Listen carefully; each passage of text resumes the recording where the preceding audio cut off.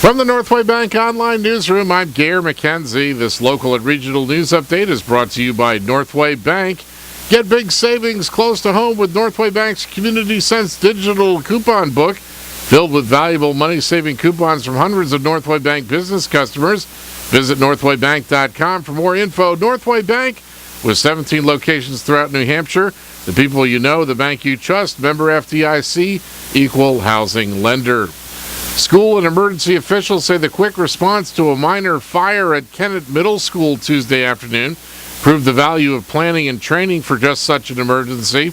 Conway Fire Chief Steve Solomon says his department responded to the school just after 2 o'clock. After a fire alarm sounded, students and staff initially moved outside, and as soon as it became apparent it was not a false alarm, everyone moved to the nearby Conway Elementary School gym to keep warm. The power was disconnected to an electric heater that had burned out in a mechanical room in one of the middle school's buildings. That put the fire out, and firefighters set up exhaust fans to vent smoke from the area. No one was hurt, and students were allowed to return to the middle school to get their books and jackets, and arriving buses detoured to another area before taking students home as usual. Authorities say the school has a plan to keep its kids safe in any number of different emergencies, and in Tuesday's incident, they were kept safe and warm and were only delayed a short time before leaving for home. It's hoped the efficient response to the incident increases the confidence and comfort of parents and students that the school and emergency service personnel are professional and capable of managing unforeseen events and emergencies. The mother of the 15-year-old missing North Conway teenager has posted a letter online that asks her daughter to come home for Christmas. The letter, written by Xenia Hernandez to her daughter Abigail Hernandez, is posted on bringabbyhome.com. The website, started by White Mountain Milers Running Club President Paul Kirsch to coordinate and publicize ongoing search efforts for Abigail, who was last seen leaving Kennett High School October 9th. In the letter, Xenia writes, quote, "I hate communicating in a letter like this, but it's the only way I know how to possibly get a message to you. Your letter was the greatest gift I ever received. I thank God every day that you are alive. Please let me come pick you up.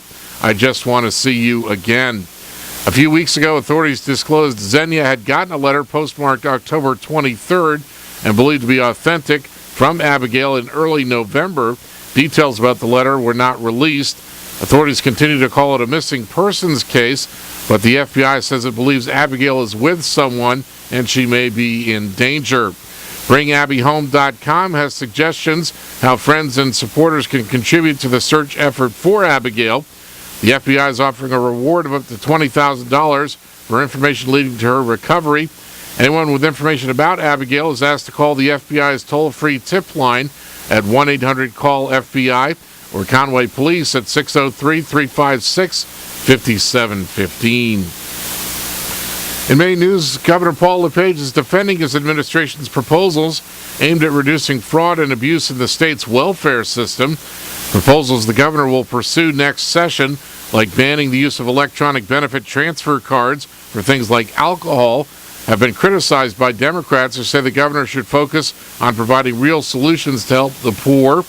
LePage said yesterday his administration has found several instances of welfare fraud and abuse, like cash from EBT cards being used to buy illegal drugs. Democratic House Speaker Mark Eves of North Berwick says Democrats agree people shouldn't be using EBT cards to buy things like drugs, but that the governor's welfare effort is strictly about scoring political points going into an election year. In sports, the Portland Pirates have dropped a lawsuit against the Cumberland County Civic Center. The Portland Press-Herald reports the two sides plan to meet in the near future to discuss a new lease for the hockey team. And the Buffalo Sabres beat the Boston Bruins 4-2 last night in Buffalo. In the weather, a winter storm watch in effect from Saturday morning through Monday morning. Cloudy today. A chance of snow this morning, then rain with snow and sleet likely this afternoon. Snow and sleet accumulation up to 1 inch.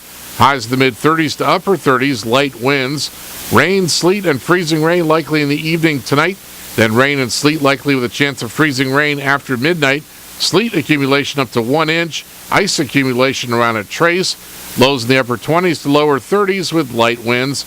And cloudy Saturday, a chance of rain and freezing rain in the morning, then rain in the afternoon. Highs in the upper 30s. From the Northway Bank Online Newsroom, I'm Gare McKenzie.